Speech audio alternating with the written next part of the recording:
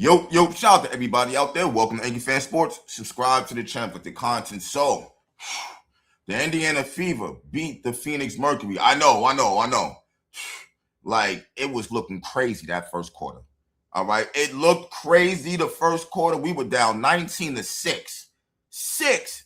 And you know what's crazy about it? We went 9 minutes and like 40 seconds without scoring. Lexi hit the very first shot of the game, which made it 3-zip when she hit the corner three. And then Kelsey scored with a matter of seconds at the end of the first quarter. Like, bruh, I understand that we were missing some shots, but this offense is trash, man. This system Stephanie White got is nasty, bro. And I'm tired of hearing her on the sidelines. It's like she don't let them play. Clark bringing the ball up, move the ball past it. Like, shut up. Shut up. The girl leads the league in assists. In a whole history of the WNBA, she leads the league in assists in one season. We don't need you to tell her to pass. She knows how to pass. This is where these turnovers are coming from. She's trying to listen to Stephanie White, and now she's making passes, and they're becoming turnovers. Now, when we lose the game, Stephanie White wants to blame her on turnovers. If you stop being in her goddamn ear all the time, she wouldn't be making half the passes. You want everybody to pass. We out here literally overpassing the ball at times. Overpassing. Where it's just like, why you ain't shoot it? Why'd you make that pass to somebody who has a lesser chance of making it than you just now?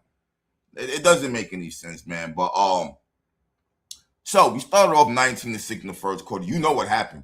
It seems like game after game after game, Caitlin Clark has to put her cape on and get this team back in it. Either we're down or she's trying to build the lead. It's something where she has to just go rogue and play her game. Second quarter drop, Clark gives you 15 points. 15. 3 going in. 3. Like, come on, bro. She's getting the rest of the team involved. Now everybody's scoring. She got Monique Billings out there looking like a damn all-star. Looking like an all-star. Like, she has to continuously save Stephanie White's job. I can't stand it. And then Kelsey goes off in the third quarter. It's like, yo, it's wild. It's like, all right, Clark, it's your quarter. All right, Kelsey, it's your quarter. It's not like cohesive, I feel like. It's almost like they're trying to outdo each other at this point in time. This is that division that Stephanie White created, though. I can see it on the court. I can literally see it. You know what I'm saying? It's insane. Shout out to Monique Billings, man. You definitely had a good game, in my opinion. I'm not going to lie to you. Out there rebounding. She got some burn.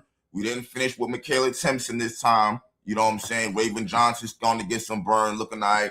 But let's go on, right? So we up by like 15 in the third quarter. Here comes the fourth quarter. And here comes the crying. Here comes the Dewana Bonner. Dewana, ma'am, don't get mad because you're losing. All right, you wanted this. Remember, you was on this team last season. You forced your way out and you wanted to play with Alyssa Thomas. Well, you're playing with her. What's the problem? You're playing with her. And y'all are 5-13. So Dewana Bonner gets into it with Caitlin Clark. Y'all know they don't like each other from her rookie year. Let's be all the way real here. She gets into it with Caitlin Clark, which turns into her and Sophie having a pointing contest, which turns into Alyssa Thomas and Maisha Allen getting into it. She's like a pit bull barking at Alyssa Thomas. She winds up leaving the game. Everybody's getting technical fouls everywhere. I can't wait for the next game. Dewana Bonner, ma'am, you like 40 pounds soaking wet with cement shoes on. Come on now. Ain't nobody scared of you. Look at how easy it is to hold you back. Yo, Dewana Bonner's acting like she's trying to go towards Sophie. Like, yo, I can go like this and hold you back with one finger. Like, stop it, man. You damn near get ready to pass out on the court, Dewana Bonner. Knock it off, man. You ain't trying to fight nobody, man. Knock it off. I like it. I like the fact that we won, though. I like the fact that we won. You know what I'm saying? Shout out to Caitlin Clark. I see you. I don't care what these narratives is. Wait. Did you guys hear the commentators? They said Stephanie White feels like Aaliyah Boston should be in the MVP talks. And this is no hate on Aaliyah Boston. I feel like she possibly could be in the MVP talks if she played a position. Because you're sacrificing her being a hub, her numbers ain't never where they supposed to be. So I don't even know why that's a discussion.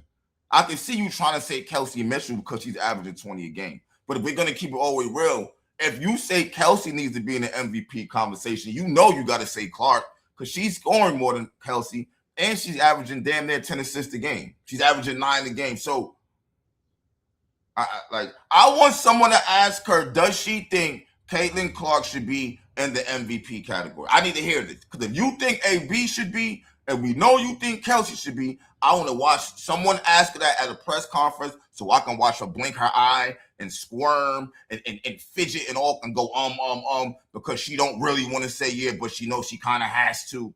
Like, I want to see it. I want to see it. I'm sick and tired of this motion offense. Ain't no way in hell we should have been down 19-6. Yeah, we was missing some shots, but yo, everyone's passing the ball. We don't need it to even be like that where everybody's passing the ball. It doesn't even make sense. Like, it really don't make sense when you think about it, bro. This is a really stupid offense. You know what I'm saying? Not doing the pick and roll because we're playing the motion. It's dumb. She runs away from all her strengths. We couldn't hit nothing in the first quarter. We couldn't spit and hit the ground. We couldn't spit and hit the ground the first quarter. When do you let your players cook? Clark literally had to say, man, fuck that, give me the ball in the second quarter. And literally start hitting 30-footers to get the crowd involved. Now the crowd's involved. Now the players are moving around. Now we're looking like a team. It's like two Indiana Fevers here. We got Stephanie White's way, which is boring and really doesn't work. And we're never going to take crazy leads playing her way. And then you got Clark's way, which always works. And everybody likes it. It's crazy. I don't know how long I'm supposed to be watching this like this, yo. I really don't know. And the way the announcers are talking, they're talking about Clark and AB, how they're going to be a powerhouse down the line. And it's just like, what, do people think Clark's supposed to be staying here with this? No, you got to understand something here, B. And this is just reality. Clark says plenty of times she wants to be one of the best basketball players to ever touch the WNBA court. That is never going to happen under Stephanie White. Ever. Ever. The only way that might possibly happen under Stephanie White is if Kelsey Mitchell leaves. That's it. She retires or whatever. That's it. Other than that, she don't even... Bro, it's not even Clark's... Imagine this shit. Imagine this. Clark is the face globally for women's basketball.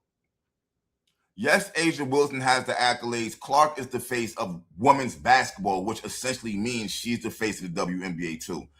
Asia Wilson been in for years, and people were not tuning in like now. I think it's kind of obvious that she's the face of the WNBA. You can have the accolades. You can have them. It's only her, 65th game, 60-some games, something like that. She's the face. All right, I don't care what nobody says.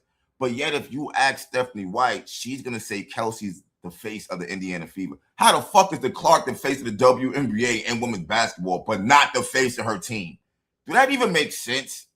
I don't know, man. But I know one thing, the Indiana Fever going to have to figure it out because there's no way in hell we're going to beat the Aces. There's no way in hell we're going to beat the Minnesota Lynx. We're not going to beat the Dallas Wings. Hell, we're not going to beat Atlanta. We're not going to beat the good teams playing like this, yo. And this 19-6 start should have been a wake-up call. Of course, we're not going to start like that every game, but that should be enough to say, all right, let me try something else, bro. We're literally a 500 team. The only reason why our record even, what are we, 8-5 now? 7-5? Let me see something real quick. The only reason why, are we 10-7? My fault. We 10-7.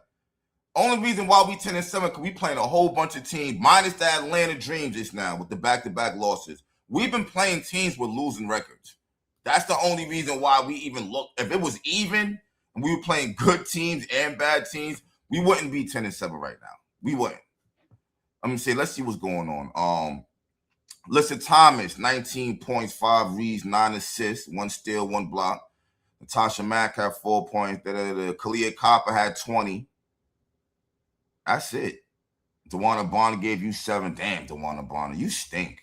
Gave you 7. She out there acting like she doing something, trying to fight. Girl, you got 7 points. Knock it off. Monique Billings out there looking like an all-star. 14 points, 10 rebounds. That's what I'm talking about. 1 steal, 1 block, 1 assist.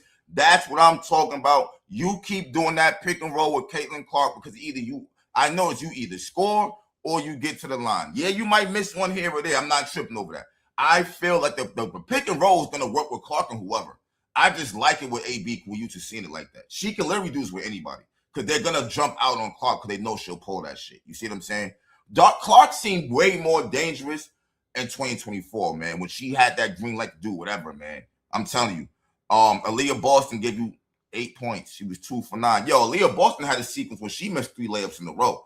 I gotta be real with you, man. It looks to me like, yeah, you doing good because you hit a three here and there, but like your inside game is starting to decline. It looks like, man, straight up. 8 points, 9 rebounds, 3 turnovers, and that's it.